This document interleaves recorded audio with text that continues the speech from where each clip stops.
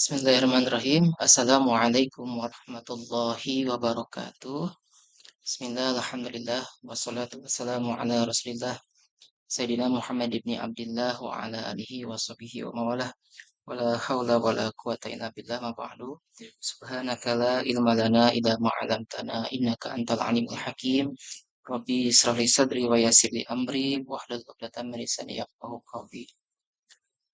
Selamat siang teman-teman semuanya, mahasiswa UIN Saidju Purwokerto, dimanapun Anda berada. Hari ini kita akan bahas salah satu tema yang menarik ya terkait sejarah ulumul Quran. Sejarah ulumul Quran bisa kita kategorikan atau kodifikasikan menjadi 4 kodifikasi.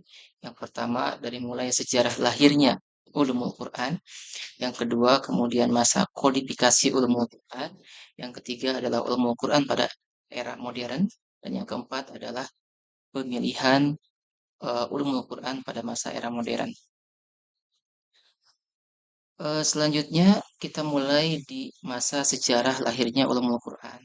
Jadi setelah wafatnya Nabi Muhammad SAW, keingintahuan umat Islam tentang Al-Quran dan juga kandungannya ini semakin besar. Keilmuan ulumul Quran mulai berkembang pada masa kepemimpinan Utsman bin Affan dikarenakan kebutuhan menjaga kemurnian Al-Quran. Setelah wilayah Muslim itu semakin meluas. Ketika Ali bin Abi Thalib menjadi khalifah, beliau memerintahkan Abu Aswad Ad-Du'ali untuk merumuskan gramatikal bahasa Arab guna untuk menjaga corak keaslian bahasa Arab. Nah, setelah era kepemimpinan Khulafaur Rasyidin, tepatnya masa pemerintahan Bani Umayyah, perhatian para pemuka sahabat dan tabi'in itu diarahkan kepada penyebaran ilmu-ilmu ulumul Quran dan periwayatan. Di masa kodifikasi ulumul Quran ini ada 3 tahapan ya, 3 abad ya. Yang pertama ada abad ketiga Hijriah ya. Ini muncul beberapa karya tentang ulumul Quran yang mulai komplit ya pembahasannya. Di mana pembahasan ulumul Quran ini yang berkaitan dengan Al-Quran menjadi satu buku khusus, dan ini baru dimulai pada abad keempat, yaitu oleh Muhammad Khalaf Ibnu Al-Muzabban, ya, penulis buku yang berjudul Al-Hawi fi Ulumul Quran. Kemudian pada abad kelima Hijriah muncul kitab Al-Burhan fi Ulumul Quran karya Ali Ibrahim Ibnu Sa'id Al-Khufi ya. Kemudian di era selanjutnya yakni abad ke-6 Hijriah ada Ibnu Al-Zawzi menulis Funun Al-Afnan fi Azaib Ulumul Quran. Dan ada kitab Al-Mustajab fi Ulumit Ta'alluqil bil Quran. Pada abad ke-7 ada Ibnu Abdus Salam. Beliau menulis kitab tentang kitab Al-Majaz Al-Quran. Dan yang terakhir ada As-Sakhawi menuliskan kitab tentang qiraat ya, yaitu kitabnya Al-Hidayah fi Al-Mutasib Al-Mutasyabbih. Kemudian pada tahap selanjutnya yaitu pada abad ke-8 Hijriah, ulumul Quran ini sudah mulai mapan, di mana di era ini ada ulama yang bernama Badruddin Al-Jarkasi atau Imam Al-Jarkasi yang kita kenal ya. Beliau menghasilkan karya yang berjudul Al-Burhan fi Ulumul Quran. Tulisan yang membahas ulumul Quran ini tidak hanya membahas ulumul Quran tapi juga membahas tafsir.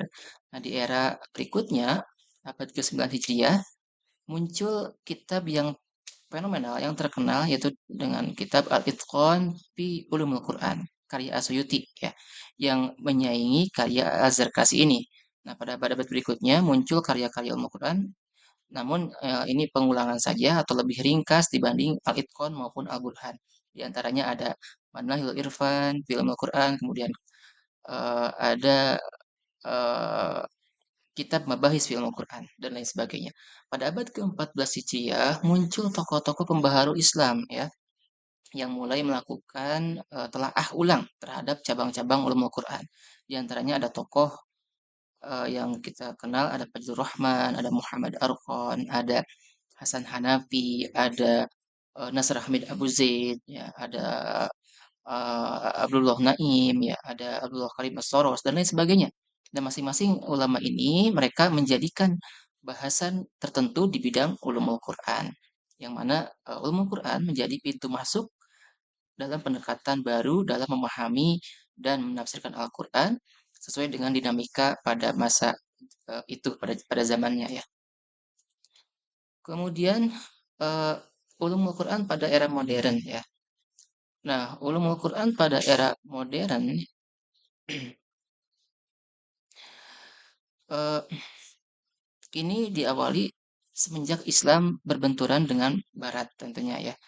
Nah, uh, umat Islam mendalami ulumul Quran tidak hanya untuk mengetahui kandungan Al-Quran saja, tetapi juga untuk menempatkan logika berpikir yang kuat. Nah, ketika orientalis menyaksikan keotentikan Al-Quran, maka eh, apa namanya ini harus ada sandaran ya, harus ada bantahan ya eh, terhadap atau ada pembelaan terhadap keotentikan Al-Quran. Nah, tentunya sanggahan ini tidak bisa hanya berdasarkan dalil Al-Quran atau dalil teologi saja. Tentunya harus menggunakan data-data yang mumpuni dan metodologi yang ilmiah. Nah, selain itu, metode barat juga diadopsi untuk mendekat atau mendeteksi Al-Quran ya dengan menggunakan hermeneutika yang keberadaannya masih menuai pro kontra gitu kan ya. Nah, pasalnya bahwa hermeneutika ini lahir dari tradisional barat gitu kan ya atau tradisional ilmu Kristen ya yang mana hermeneutika ini digunakan untuk menafsirkan Bible ya berbeda dengan Al-Qur'an. Nah, ini alasannya. Kemudian para ilmuwan muslim kemudian eh, terbagi menjadi dua praksi. Ada kelompok yang non objektif yang memandang bahwa seorang tidak mungkin menemukan objektif teks ya dengan hermeneutika ya. Yang kedua adalah ilmuwan yang menyatakan bahwa makna objektif yang tersembunyi di balik teks-teks Al-Qur'an itu mungkin saja ditemukan gitu kan. Nah, objek ilmiah pada suatu uh, teks itu niscaya meski subjektivitas dari pembacanya. Kemudian uh, pemilihan ulumul Quran di era modern ya ulumul Quran secara umum dapat dikelompokkan menjadi dua ya ada ulumul Quran lil Quran ada ulumul Quran lil tafsir. Nah, yang pertama adalah ilmu-ilmu yang bersumber dari Al-Quran tetapi tidak terkait dengan eh, piranti atau cara untuk menafsirkan Al-Quran. Seperti ada ilmu rosam Al-Quran, ada ilmu tajwid dan ilmu kiroat dan juga ada ilmu qawatif suar dan lain sebagainya. Nah, sedangkan ilmu Quran li tafsir ini adalah ilmu-ilmu yang diambil atau bersumber dari Al-Quran yang digunakan untuk menafsirkan Al-Quran. Seperti ada ilmu asbabun nuzul, makiyah madaniyah, muhkam mutasabih dan nasih mansukh. Nah, kategori yang kedua ini meskipun oleh pakar diposisikan sebagai ilmu yang mulia karena berhubungan dengan langsung dengan kitab suci, namun posisinya tetap didekati atau apa namanya, tetap dilekati dengan hukum-hukum dan prosedur-prosedur bagaimana ilmu itu pada umumnya. Kemudian posisi ulumul Quran dalam kajian Islam tentunya ini berbanding lurus dengan diskursus kajian terhadap ulumul Quran yang berkembang di kajian Islam. Nah, dari dulu hingga sekarang ulumul Quran itu tidak mengalami perkembangan yang signifikan atau tidak mengalami perkembangan yang berarti. Karena ulumul Quran yang sekarang itu masih mengikuti polanya Imam Asyuti dan Az-Zarkashi, baik dari segi isi, sistematika, maupun bahasannya. Karya-karya intelektual yang kemudian ditulis di bidang ilmu Quran kekinian itu hanya mengulang saja, mengulang karya-karya dari sebelumnya, itu kayak Asyuti dan Az-Zarkashi, dan jarang sekali secara produktif mengkritik ide dan paradigma tentang filosofi pengetahuan dari ilmu Quran. Selanjutnya, penyusutan dan pengurangan materi belajar ilmu Quran. Meskipun kajian ilmu Quran ini memiliki cakupan yang luas, namun hingga kini berbagai cabangnya itu masih dibatasi oleh perspektif keilmuan klasik.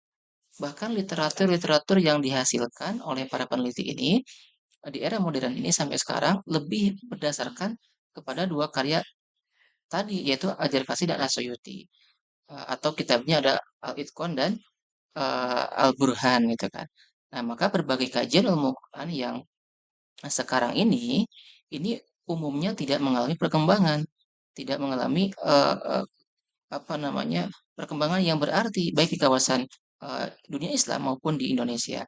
Nah, beberapa pola di atas ini memberikan akibat bahwa ilmu Quran ini tidak mengalami perkembangan signifikan. Sebaliknya, mengalami kemandegan, tidak mengalami kemajuan gitu kan. Nah, ini tentu sebuah keniscayaan bahwa materi-materi tertentu dalam ilmu Quran itu nantinya dikaji mampu memberikan landasan filosofis ya, dalam berpikir kritis dalam konsep keilmuan modern. Jadi ilmu Quran bukan lagi merupakan kumpulan pengetahuan klasik yang stagnan, tapi menjadi pijakan berpikir kritis argumentatif dalam peradaban keilmuan modern. Ulumul Quran ini juga sebagai produk pemikiran karena eh, pemilihan-pemilihan kajian Al-Quran yang oleh Amin Kuli ini diklasifikasikan misalnya yang pertama adalah eh, sekitar Al-Quran atau dirosah ma fi awal Al-Quran dan yang kedua adalah hal-hal yang terkait dengan Al-Quran itu sendiri atau dirosah fi Al-Quran an-nafsihi. Nah, sedangkan Sufi As-Sholih dalam kitabnya Membahas Ilmu Al-Quran ini menempatkan ilmu Quran menjadi satu bab tersendiri ya, terpisah dari bab Al-Quran dan Wahyu, dan juga sejarah Al-Quran. Nah, dari beberapa perbedaan ulama dalam pengklasifikasian Al-Quran ini tampak bahwa sebagai ulumul Quran ini sebagai produk pemikiran. Ulumul Quran bisa dikatakan tidak memiliki batasan konkret. Ulumul Quran tidak selalu terkait dengan metode penafsiran atau pemaknaan teks. Jadi bisa jadi ilmu-ilmu Al-Quran ini bukanlah metode penafsiran, akan tetapi secara epistemologis mempengaruhi pemahaman terhadap teks. Salah satunya adalah pemahaman ontologis Al-Quran. Itu saja yang bisa saya sampaikan. Mudah-mudahan ada manfaatnya. Kita akhiri dengan doa akhir majlis. Subhanakallahumma wa bihamdika asyhadu an la ilaha illa anta astaghfiruka wa atubu ilaik. Terima kasih. Tetap semangat. Assalamualaikum warahmatullahi wabarakatuh.